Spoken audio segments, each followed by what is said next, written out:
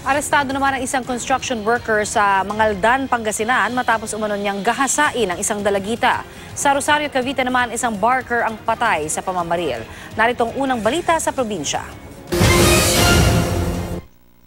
Nadatnan na lamang duguan at nakahandusay sa sahig ang lalaking ito sa Rosario, Cavite matapos siyang pagbabarilin sa loob ng kanyang bahay.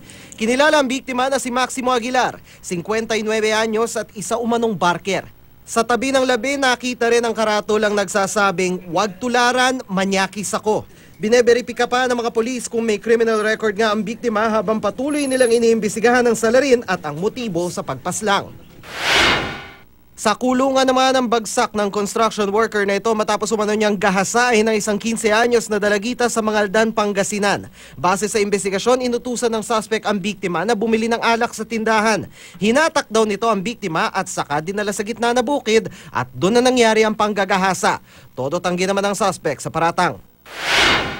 Isang patay na sanggol naman ang natagpuan sa dalampasigan ng barangay Castillo, Cabusao, Camarines Sur.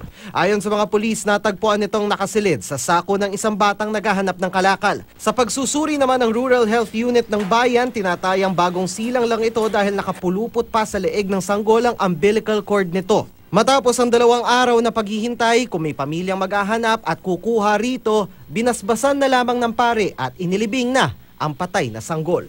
Para sa unang balita, Dano Tingkong reporting.